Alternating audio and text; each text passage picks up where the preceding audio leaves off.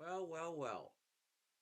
Look who climbed out from under the rock that he must live under. That's true, in a certain moral sense. So, this video is multifaceted, go figure. And the title is a bit of clickbait, admittedly. But give me a little bit of rope and I'll hang myself. So, there's been lots of drama in the ytpc. And I'm going to try to recount it because it's integral to what I'm about to explain. This is my new office chair, so I can rock. But unlike, it's not Simon Bosco approved because you can't hear it creaking when it does. That's a cheap shot, but deserved. Oh, before I forget, Paul's pipe, the Cayuga, named after the river, cured, oil cured. They're up in Flint, Michigan, and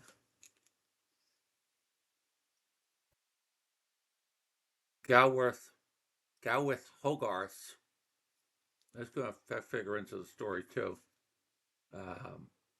Kindle Dark, which is just like barbecue, North Carolina barbecue. Literally and figuratively tasty. But I digress. So, and the tamper from my good friend Will Bill, 1775, Will Bill, 1776, who I never thought was a masochist, but I think he might be because he hasn't explained it. He's making these videos in his vehicle because there's nowhere else that he can smoke around his complex, which is a walk to an REI. And this guy was Mr. Out there in the boonies and loved it. So I don't know. Is there maybe he had some kind of bizarre civil litigation and this is the settlement that he has to punish himself for several years by living in a managed apartment such as this? Very odd. But I digress. The main thrust of this video, I think, is to applaud and to throw jet fuel on the drama fire that is currently going on in the ytpc. It is taking the contrarian position because there have been a number of videos put out. I believe one is titled, "Can't We Do Better? YTPC," lamenting the drama. Why can't we just talk about pipes and enjoying pipes and pipe tobacco and cute little anecdotes about capsized canoe boats? I say canoe boats because of Porch Piper Tom's old analogy. Oh, I guess the last bit of housekeeping. So this was bought in Japan, or bought it this before the tariffs from Japan. And it should have a mighty flame.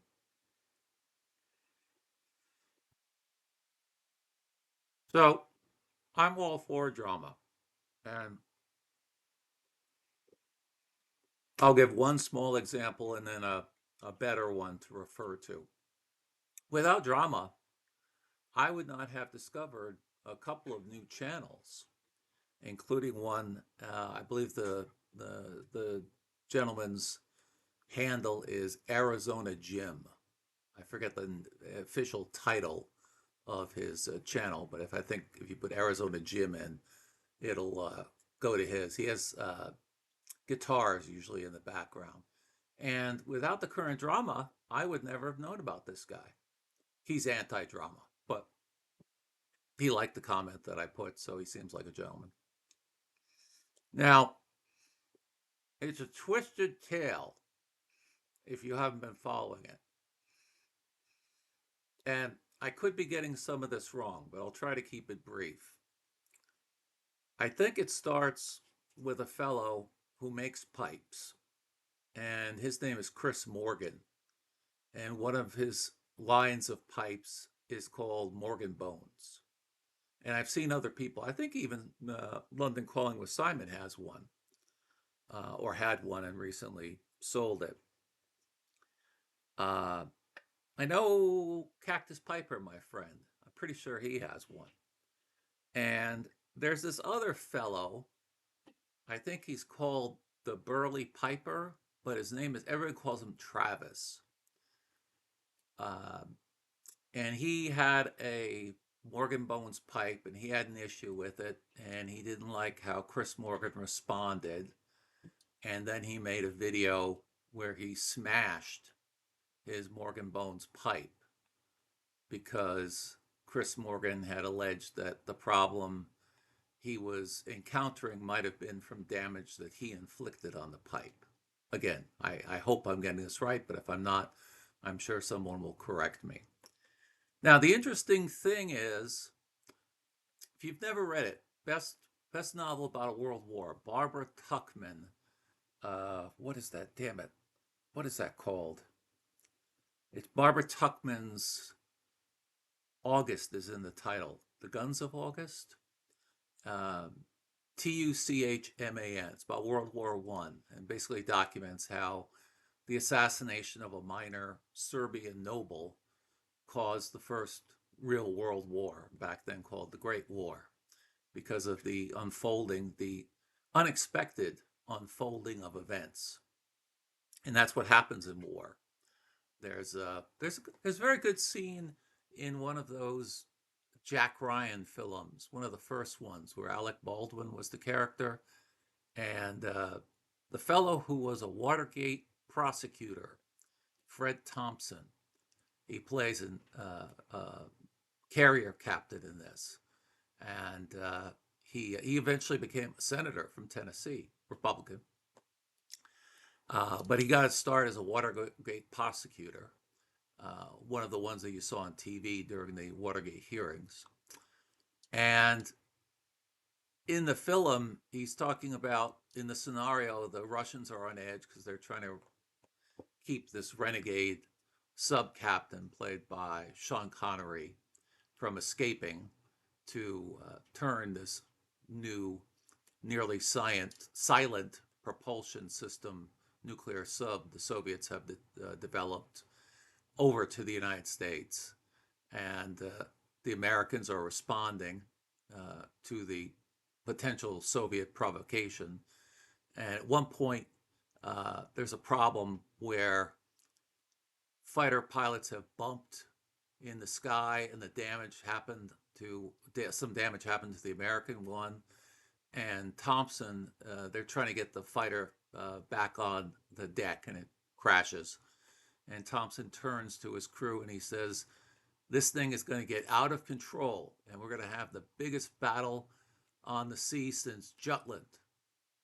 Now, most people didn't understand that, but Jutland, the Battle of Jutland, was the last and the biggest real naval battle. Now, you can say, well, what about Midway? Yes, but Midway was fought primarily, exclusively, with fighter pilots, fighter planes, and bombing planes going after each other's carrier groups.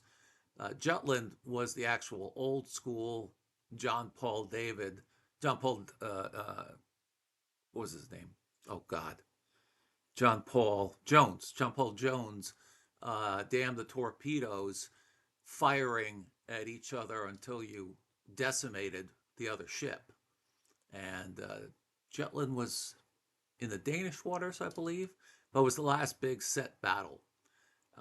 And his comment is absolutely accurate about war, at least as far as what I've studied. It does get out of hand. We've seen this in the Strait of Hormuz, where it started off, I don't mean to create a political controversy, but it started off ostensibly as an action to control Iran's nuclear capability, and that isn't even mentioned now. It's devolved into a battle for control of the Strait of Hormuz. But I digress. So war can get out of hand, proximate causes, unexpected consequences, etc., etc. And that's what's happened in the YTPC, because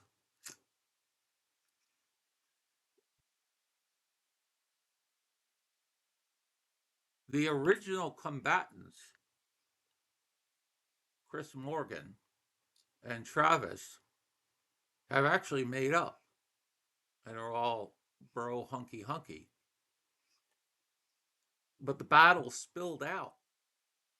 So I think this fellow named Captain Burley Slice got involved. And he was, which side was he on?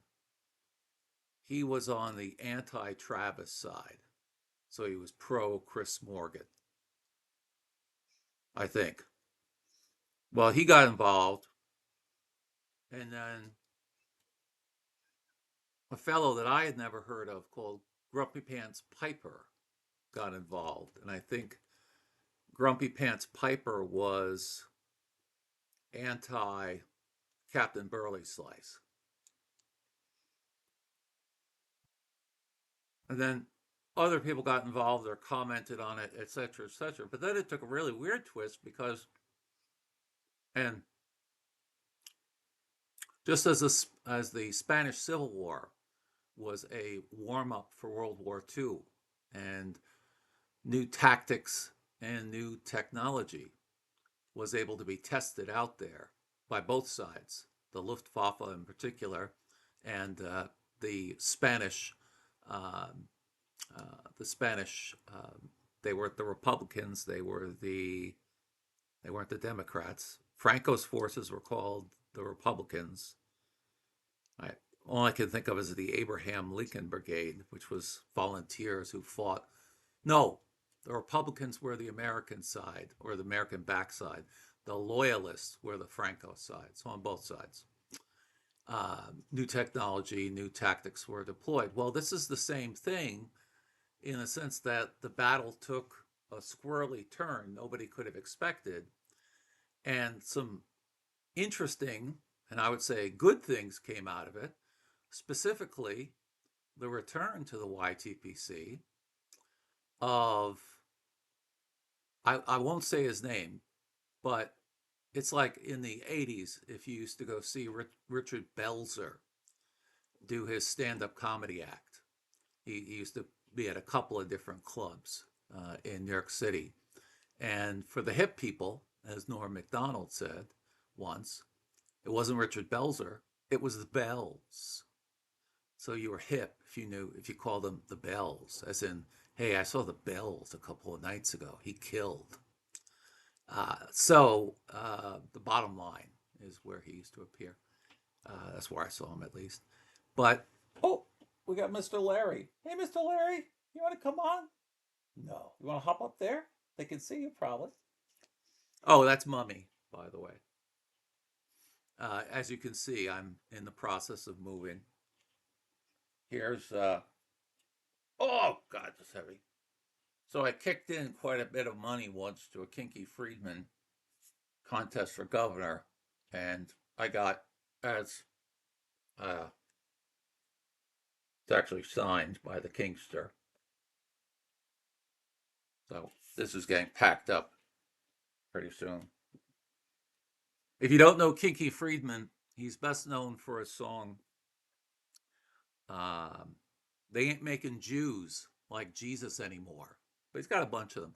He was so well regarded that Don Imus got people like Lyle Lovett and Dwight Yoakam, Guy Clark, to do a tribute album for him. So they all came on and sang his songs on a CD. It's called Pearls in the Snow. And it's very good. And some of the songs are much better than when Kinky recorded them because it's not Kinky singing them.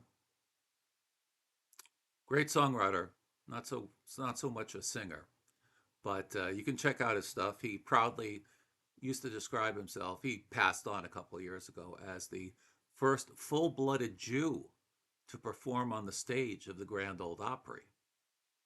But I digress. So, in the spirit of the Bells, I won't say his name, but I'll just refer to him as the Codge. The Codge came back into the fray, actually made a video, and a good one. And it was a bit squirrely. There were some charges of Freemasonry thrown in there, and I won't touch that one with a 10-foot pole. But he came out as anti-Travis, so that would be pro Chris Morgan before they patched it up. So yeah, so Grumpy Pants Piper, this actually figures in. I think I got that straight. So in the Kaj video response, which is called The Worst Generation of the YTPC, I think that's the exact title, he took aim, I think I'm getting this right, at the pants that are grumpy. As far as his content and certain techniques that he may use. So I was unaware of this because I didn't know the grumpy pants, but I went back and I looked at some of his videos and I can see a little bit of it. I'd have to do more research. My knowledge of Patton comes from a book. Oh, this is a good trivia question.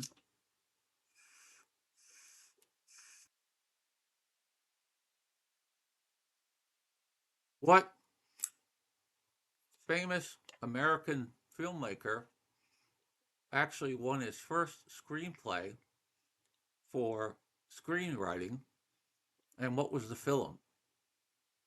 The answer also might be Oliver Stone, but that's not the one we're looking for. Francis Ford Coppola. And the film, believe it or not, was Patton. Now, in the beginning of Patton, I think it's in the beginning with that great background music from, I know his name is Jerry Robinson, I think. He won the Academy Award for it. So iconic. Da da da da da. Anyway, you get it. And that wispy sound in the background. It says there's a shot, and I think it says based upon the novel written by Ladislas Farrago. So, being a kid at the time, I had to go out and get that book ordered and read it. So that's my knowledge of Patton, but I haven't looked at that book in decades. And my knowledge of Chesty Puller comes indirectly, but it's pretty good. It comes from the Pulitzer Prize winning autobiography by his unfortunate son, Lewis Puller Jr., that was Chesty's given name, who fulfilled, actually overexceeded that statistic that I've heard. I don't know if it's accurate, that a Marine Corps second lieutenant's average lifespan in the NOM was somewhere around 2 months. Well, Chesty, well, he's never known as Chesty. Lewis Puller Jr. overexceeded that. He got wiped out in the first month. And he became, I guess it's a triplegic. He lost both of his arms, lost both of his legs, fingers from at least one arm, and I think the other one. And he couldn't bend one arm. His equipment still worked. He had 2 kids. Great autobiography, although now quite sad in a different regard because it ends on an upbeat tale where he quits alcoholism and goes to the big Marine Corps ball, and seems to be fully at peace with his wife, who left him at one point, etc., etc., and doing well in private practice. He tried to run once for Congress, but at a Republican, this is in a Virginia district, a Republican actually ran to the right of him on defense issues and won. And he hadn't served. True story. But I digress. So what's sad about it is that Lewis Puller Jr., years after the publication and winning the Pulitzer Prize, did eventually kill himself. He became an alcoholic again, and his wife left him again, and he killed himself, I think, in the garage because he didn't want to make a mess. Yeah. So, that digression, there is a good explanation, because if you read the story of Lewis Puller Jr. and you don't know who Chesty Puller is, so the son goes into some depth about his father and his career, and I don't ever remember anything about good old Chesty being a pipe smoker. But I haven't looked at it in decades. It might be in there. Uh, the gentleman in question doesn't cite sources, so don't know what he's pulling on as far as research, that is. But anyway, the Codge took some issue to this and to a bunch of other things, but very good video. And if nothing else, he's back. Praise be to God. And I'm an agnostic. I hope he stays. But I digress. So with him getting into it, it's like one of those World War I pacts, or actually even World War II, where he's Poland, and if he goes to war, I have to go to war with him because he's my bud. And we disagree about almost everything, but he's my bud. At least I think he's my bud. He hopes I convert, and I respect that. But regardless, so I have to be on his side, which means that I have to have a beef with Grumpy Pants Piper. Hence the clickbait title, which I don't know what it is, but I'll make it clickbait with Grumpy Pants Piper so he sees this and says, well, yeah, I'm way past it. What the fuck? Who is this fat fucker? I'm only slightly obese now. Praise be to GLPs. That's a god I could get behind. Let's just get over it and put GLPs in the water, okay? Look at me. Well, you don't have the best 100 pounds plus. Haven't done a damn thing different. True story.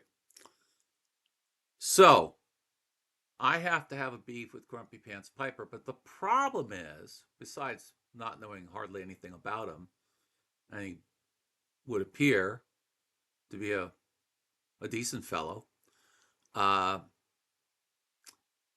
he had a beef with, or rather, Pipe Philosophy had a beef with him.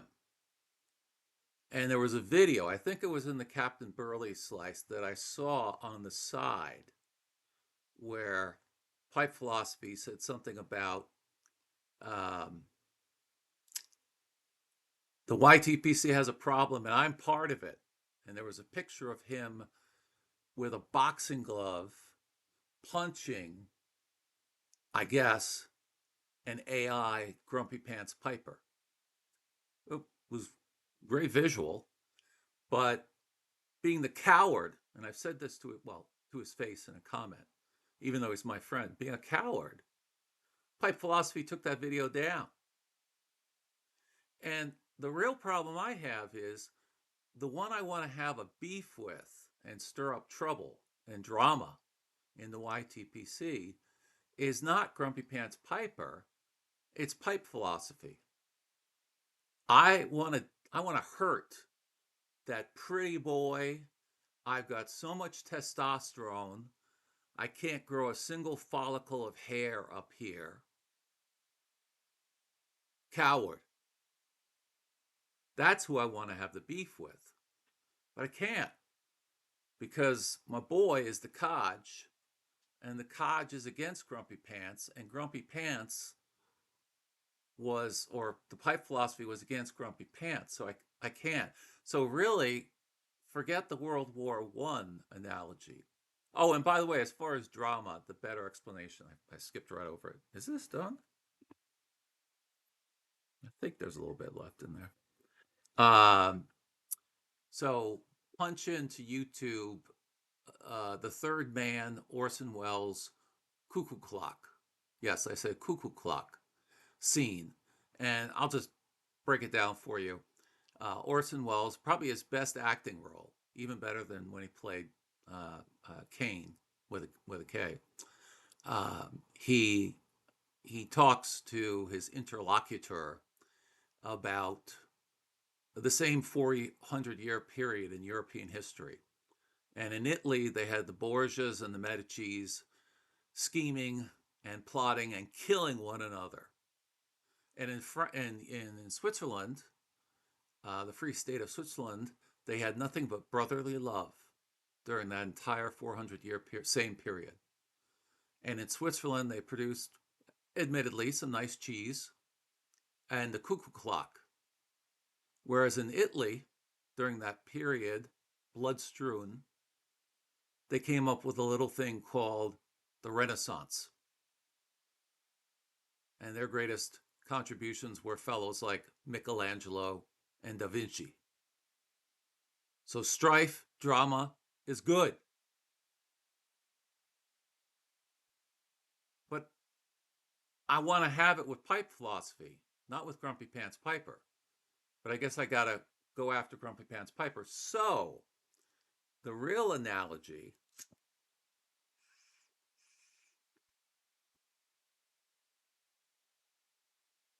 I wanted it to be an East Coast, West Coast, what was that, in the aughts, early aughts, Tupac versus Biggie. I guess I'd be Biggie because I'm East Coast.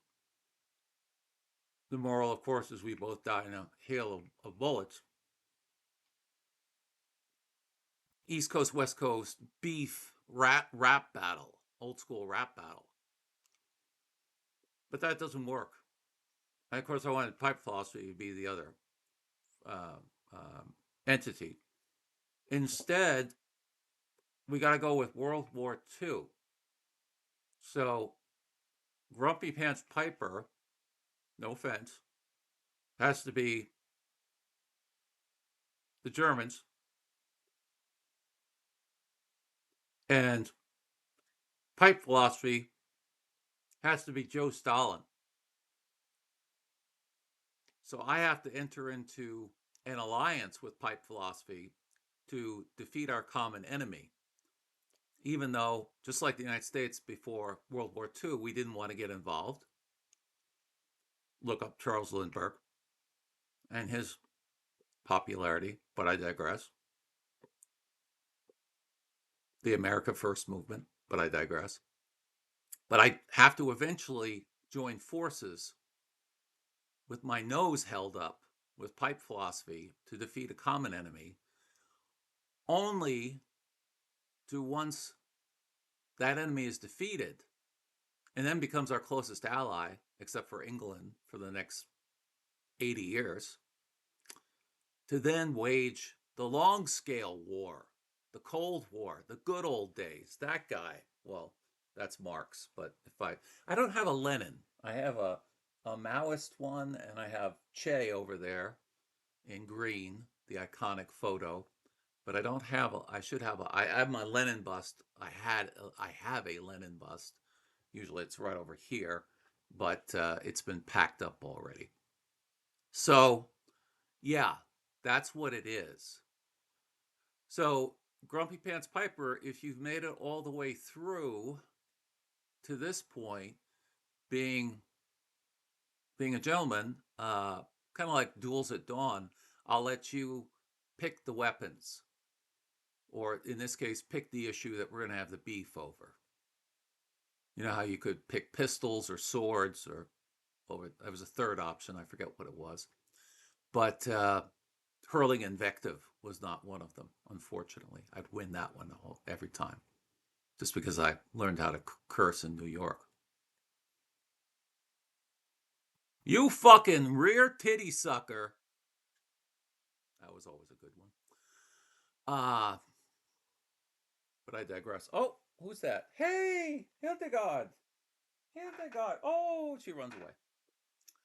All right. So, yeah, that's what it has to be. I'm really going after pipe philosophy, but I have to have a beef with Grumpy Pants Piper in the interim. And I think it might have something to do with, I don't understand how you have 1,500 subscribers and you only have been around for a couple months, and you have 30 videos. And your most recent one, you got, man, did he get a yabo? I'm jealous of any Grumpy Pants Piper. Let's just put it on the table.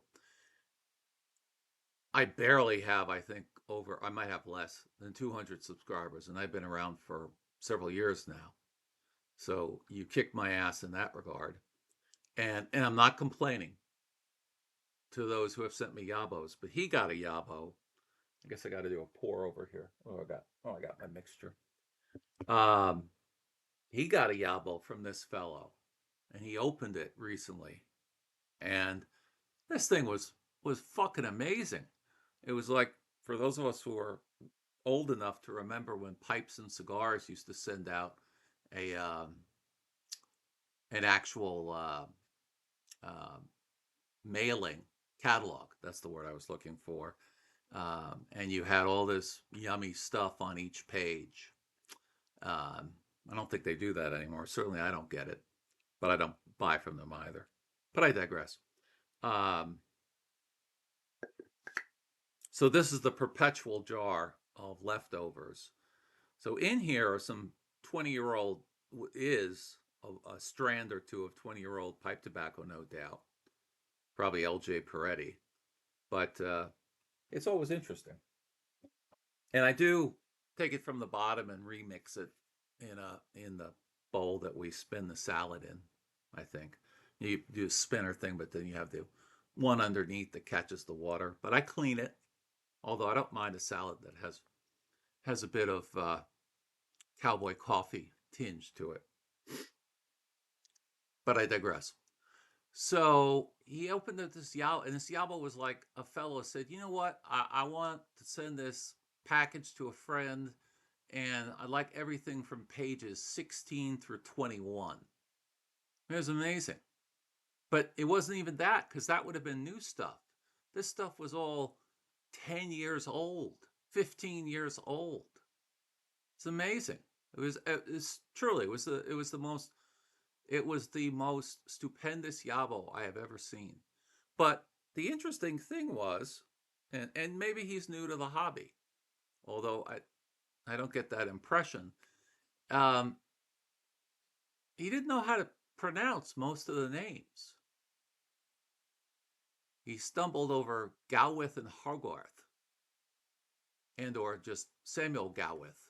He even stumbled over Cornell and Deal. So maybe that's something, maybe it's not. It's your choice, buddy. So that's yeah. So that's it. I really hate Pipe Philosophy and his over testosterone pretty boy. I got my Sam Peckinpah trucker shades on, but I'm gonna talk in a sexy voice. And there's Tippy. Tippy, come on, come here, lover, come here, come on. Oh, sorry. There we go. There's the Tippy. Yes. Who's the queen? Who's the queen? Yes. Get the tie over there. Yes. Look at that. Look at that. So I gotta speak a little softer now that I have Tippy. Uh so I really want to hate Pipe Philosophy. I want to have a beef with Pipe Philosophy, but I have to side with whomever the codge goes after. If I'm getting that right. And if I'm not, I guess I owe an apology in advance to Grumpy Pants Piper. Yeah. So 34 minutes. I did want to talk about some other things, but it'll be an hour and a half then. So I'll just hit the button if I can find it with I usually use my left hand. So, oh God, this is going to be awkward. Oh, you're welcome. Here we go. Is that right? Ah, wrong button.